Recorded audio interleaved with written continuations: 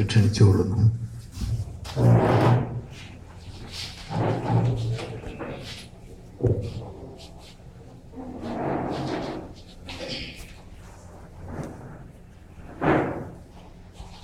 Respected Professor MGS, Professor K. Gopalankuti, Dr. Raghavaiah, and all the dear scholars and the inquisitive minds who are gathered over here, and especially Dr. M. Raghavan.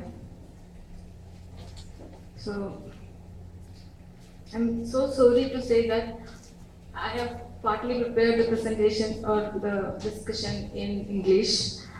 Basically, just because of I don't know this discipline, history as a whole, because I'm coming from a different discipline altogether. Of course, from a quantitative plus a social science economics discipline. But as a student of economics, as a student of history, I try to look at these manuscripts in a very detailed way. So, first of all, I'd like to congratulate Dr. M. Raghavan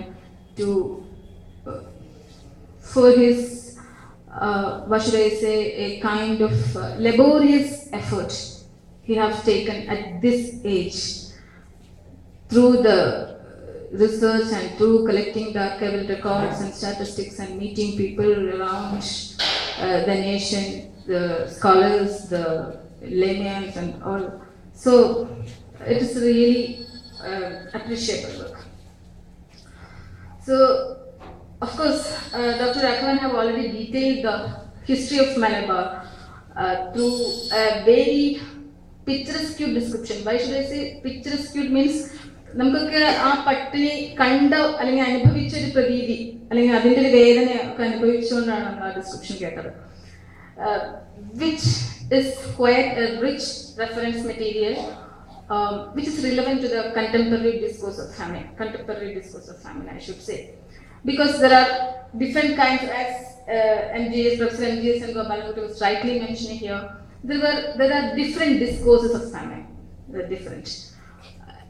Even if you are looking at the theoretical way or empirical, whatever it is.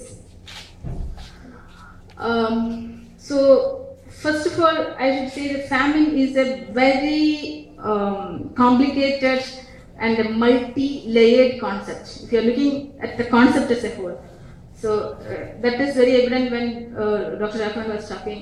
Like, how can I translate the concept of famine?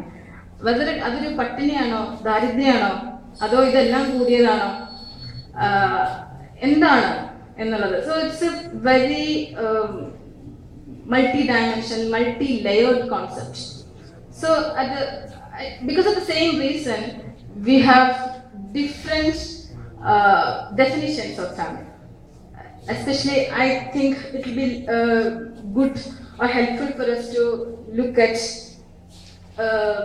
few definitions, 2 or 3 definitions, to make it easy and to give you a lens to what I am saying. Okay, so the first one is the Sen was using the definition did by many other people, but Sen have quoted it, Amartya Sen have quoted it. Any satisfactory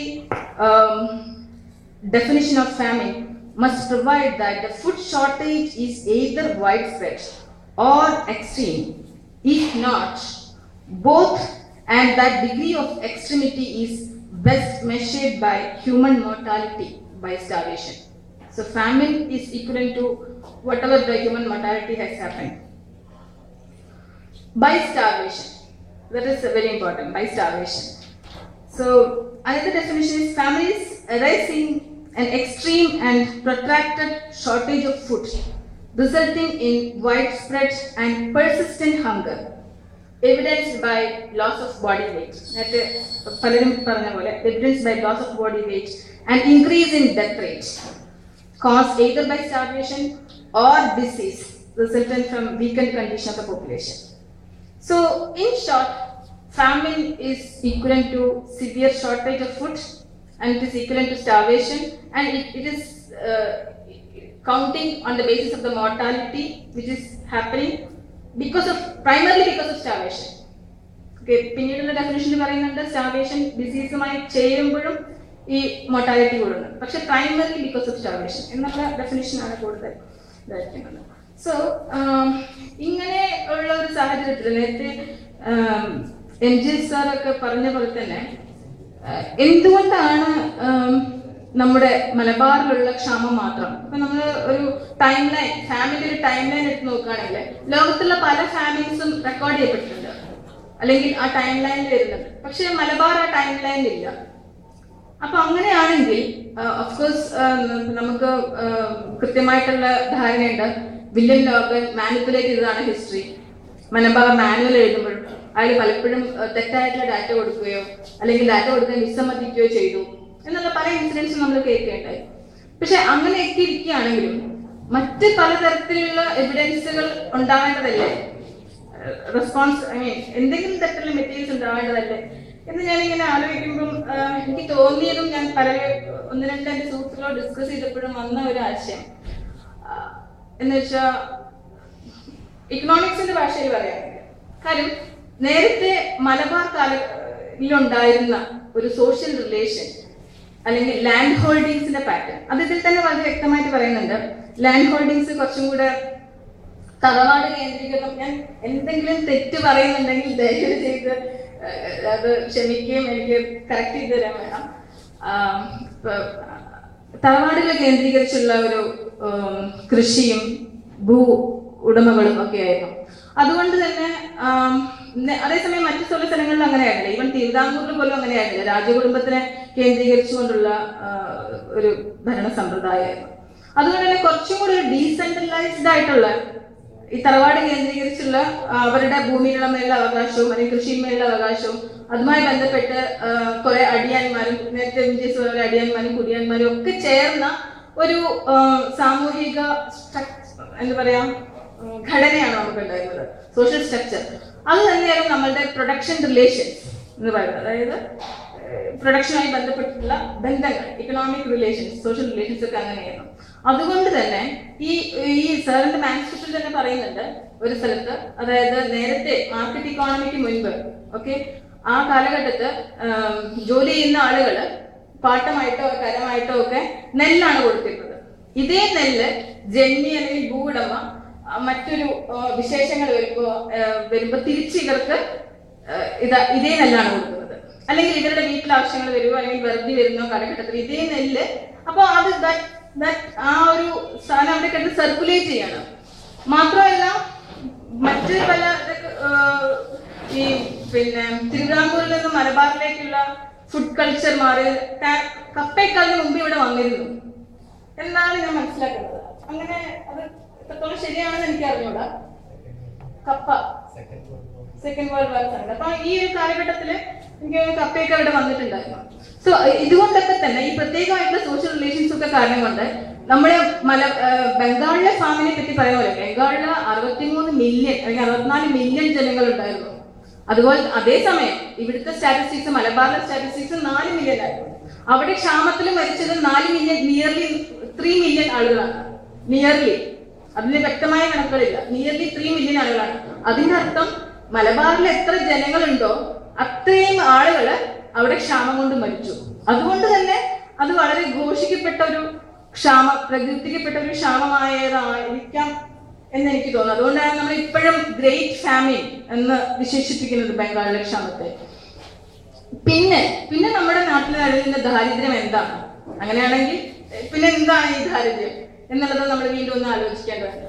so അങ്ങനെ നോക്കുമ്പോഴാണ് വളരെ സഞ്ജയ് ശർമ്മ എന്നുള്ള ഒരു historian, അദ്ദേഹം recent ആയിട്ടൊരു 2001 ഒരു പുസ്തകം എഴുതാനായി. അതിൽ വളരെ വ്യക്തമായിട്ട് പറയുന്നുണ്ട്, it is said that colonialism is both a set of institutions as well as a set of discourses. Colonialism is a set of institutions as well as a set of discourses. So what is the discourses that colonialism has put forward, or what is the proposition they are giving, or what എന്താണ് അവരുടെ അഡ്വക്കസീസ് എന്താണ്? Major advocacy പറയുന്നത് കൊളോണിയലിസത്തിന്റെ Adam സ്മിത്തിന്റെ wealth of നേഷനിൽ പറഞ്ഞിട്ടുള്ള free market ഐഡിയോളജിയാണ്. Okay, governments മാനുസ്ക്രിപ്റ്റിൽ തന്നെ വളരെ പല ഭാഗങ്ങളിലും പറയുന്നുണ്ട്, they are strictly ordered that we should not interfere in whatever things happening in the economy or in the state. Interfere ചെയ്യരുത്. കാരണം എന്താണെന്ന് വെച്ചാൽ ഫ്രീ മാർക്കറ്റ് ഐഡിയോളജിയാണ്. അങ്ങനെ ഒരു ഫ്രീ മാർക്കറ്റ് ആയിരുന്നോ എന്നുള്ളത് നമുക്ക് ഇനി ചർച്ച ചെയ്യേണ്ടത്, ആലോചിക്കേണ്ട കാര്യമാണ്. കാര്യം ഇതിൽ തന്നെ ഒരു 12th പേജിൽ പറയുന്നുണ്ട്, there were reports about fleets of ships bringing rice to India when people were reeling under famine, but simultaneously another fleet of ships carrying the same rice out of India. Materially, therefore, the free movements of food made no difference to starving millions here. അപ്പോൾ അതൊരു free market ആയിരുന്നില്ല, അതൊരു പർപ്പസീവായിട്ട് unfavourable ആയിട്ടുള്ള ഒരു trade relationship ആയിരുന്നു. But they proclaimed the so called free market ideology, but it was not so. And Mike Davis late Victorian holocaust എന്ന് പറഞ്ഞ പല ഫാമിൻസിനെ പറ്റി എഴുതിയിട്ടുള്ള ബുക്കിൽ വളരെ വ്യക്തമായിട്ട് പറയുന്നുണ്ട്, the markets were never free. The markets were never free and they were never governed by the iron laws of economics. The market was never governed. But then what was the free market? It was purely an unfavorable trade relationship. Okay. Then അതുകൊണ്ട് തന്നെ ഇത്തരത്തിലുള്ള ഒരു mic Davis ഇതിനെ വിളിക്കുന്നത് ഒരു imperialist famine എന്നാണ്. അതായത് ഒരു പൊളിറ്റിക്കൽ സോവറിനിറ്റി പല രീതിയിലും ഇംപ്ലിമെന്റ് ചെയ്യാനും എസ്റ്റാബ്ലിഷ് ചെയ്യാനും വേണ്ടി ഡെവലപ്പ് ചെയ്തെടുത്ത അതുകൊണ്ടുണ്ടായ ഒരു ഇംപീരിയലിസ്റ്റ് ഫാമിനാണിത് എന്നാണ് പറയുന്നത്. അതുകൊണ്ട് തന്നെ അദ്ദേഹം അതിനെപ്പറ്റി മറ്റൊരു പുസ്തകമുള്ളത് imperialist famine the making of third world എന്നുണ്ട്. അത് തന്നെയാണ് തേർഡ് വേൾഡിനെ ഉണ്ടാക്കിയെടുത്തത് എന്ന്. സോ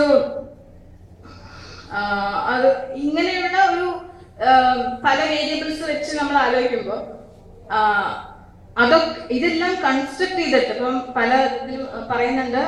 ഇപ്പം നമ്മൾ വായിച്ച പാരഗ്രാഫിൽ തന്നെ പറയുന്നുണ്ട്, fleets of ships were coming with food and it was the same was going away or somebody was snatching it. അതുപോലെ തന്നെ പലപ്പോഴും പിന്നെ എപ്പിഡമിക്സ് വരുമ്പോഴോ അല്ലെങ്കിൽ പകർച്ചവ്യാധികൾ പകർന്നു പിടിക്കുമ്പോഴോ ഒന്നും ഗവൺമെന്റ് മനഃപൂർവ്വം ഇടപെടാതിരുന്നത്. അതുപോലെ തന്നെ ഇവിടെ പലപ്പോഴും ഇമ്പോർട്ട് ചെയ്യേണ്ട സമയത്ത് ഭക്ഷണധാന്യങ്ങൾ ഫുഡ് ഗ്രെയിൻസ് ഇമ്പോർട്ട് ചെയ്യേണ്ട സമയത്ത് ഇവര് loads and loads of tons and tons of food grains were being exported from here. അപ്പൊ ഇവിടെ ഫുഡ് അവൈലബിലിറ്റി ഇല്ലാതിരുന്നത് കൊണ്ടല്ല, അതൊരു കൺസ്ട്രക്റ്റഡ് ആയിട്ടുള്ള ഫുഡ് അവൈലബിലിറ്റി ഡിക്ലൈൻ ആണെന്നുള്ളത്. ഇപ്പൊ നമ്മൾ ഫാഡ് അപ്രോച്ച് സാർ നേരത്തെ പിന്നീട് പറഞ്ഞ ഫാഡ് അപ്രോച്ച് വെച്ച് നോക്കുകയാണെങ്കിൽ ഒരു കൺസ്ട്രക്റ്റഡ് ഫുഡ് അവൈലബിലിറ്റി ഡിക്ലൈൻ ആണെന്നാണ് അതിനെ മനസ്സിലാക്കുന്നത്. അതുപോലെ തന്നെ ഇതിൽ പറഞ്ഞിട്ടുള്ള മറ്റൊരു അപ്രോച്ചും കൂടെ പറഞ്ഞിട്ട് ഞാൻ നിർത്തുകയാണ്. അതായത് failure of exchange entitlement approach. അപ്പോൾ ഈ ഫുഡ് അവൈലബിലിറ്റി ഡിക്ലൈൻ നമുക്ക് കണക്കിലെടുക്കാൻ പറ്റില്ല എന്നുള്ള പല വാദഗതികളുമായിട്ടാണ് അമർത്യ സെൻ എന്ന് പറയുന്നത് ഫെയിലിയർ ഓഫ് എക്സ്ചേഞ്ച് എൻടൈറ്റിൽമെന്റ് ആണ്. ഭക്ഷണം ഉണ്ടായിട്ട് പോലും even if there is food here, there are several people is dying because of starving. ആളുകൾ മരിക്കുന്നുണ്ട്. അങ്ങനെയാണെങ്കിൽ ഫുഡ് അവൈലബിലിറ്റിയുടെ പ്രശ്നമല്ലാതെ പകരം ഫെയിലിയർ ഓഫ് എക്സ്ചേഞ്ച് എൻടൈറ്റിൽമെന്റ് ആണ് എന്ന് പറയുന്നു. അതായത് ഉള്ള ഫുഡ് എൻടൈറ്റിൽമെന്റ്, ഉള്ള ഫുഡ് ആക്സസ് ചെയ്യാൻ പറ്റാത്തതാണ്. ആക്സസ് ചെയ്യണമെങ്കിൽ എന്ത് വേണം? ആളുകൾക്ക് അതിനുള്ള എൻടൈറ്റിൽമെന്റ് വേണം. അതായത് ത്രൂ വേജ് ആയിട്ടോ അല്ലെങ്കിൽ വേറെ ഏതെങ്കിലും മീൻസിലോ മറ്റ് പ്രോഡക്ട്സ് ആയിട്ടോ എക്സ്ചേഞ്ച് ചെയ്യാൻ പറ്റുന്ന എന്തെങ്കിലും ഒരു മീഡിയം വേണം. ഓക്കെ, അതില്ലാത്തതാണ് എന്നാണ് പറയുന്നത്. പക്ഷെ നമ്മുടെ ഈ നേരത്തെ ഞാൻ പറഞ്ഞ ഒരു പെർട്ടിക്കുലർ സോഷ്യൽ റിലേഷൻസ് നിലനിന്നിരുന്ന ഒരു സമൂഹത്തില് അത്തരത്തിലുള്ള ഒരു ഈ ഫെയിലിയർ ഓഫ് എക്സ്ചേഞ്ച് എൻടൈറ്റിൽമെന്റ് എന്ന് പറഞ്ഞാൽ അത് പ്യുവർലി മാർക്കറ്റ് ഡിഫൈൻഡ് ആണ്. അതായത് ഒരു പ്രൈവറ്റ് ഓണർഷിപ്പുമായിട്ടോ അല്ലെങ്കിൽ മാർക്കറ്റിൽ എങ്ങനെയാണ് ഫംഗ്ഷൻ ചെയ്യുന്നത് എന്നതിനെ അടിസ്ഥാനപ്പെടുത്തിയാണ് ഈ എക്സ്ചേഞ്ച് എൻടൈറ്റിൽമെന്റ് തിയറി ഉണ്ടാക്കിയിരിക്കുന്നത്. അതായത് നിങ്ങൾക്ക് രൂപയുണ്ടെങ്കിൽ നിങ്ങൾക്ക് വാങ്ങിക്കാം, അത് ടോട്ടലി മാർക്കറ്റ് ഓറിയന്റഡ് ആണ്. ബട്ട് നമ്മുടെ ആ കാലഘട്ടത്തിൽ ഉണ്ടായിരുന്ന സോഷ്യൽ റിലേഷനോ പ്രൊഡക്ഷൻ റിലേഷനോ മാർക്കറ്റ് ഓറിയന്റഡ് ആയിരുന്നില്ല.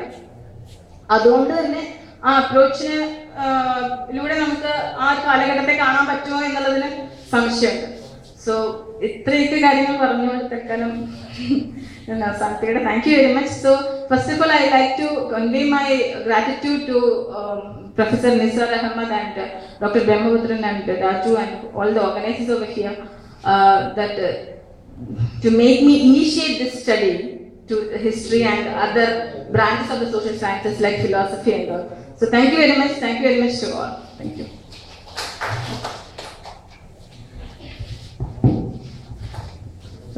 ഡോക്ടർ സ്മിത നന്ദി. ഇനി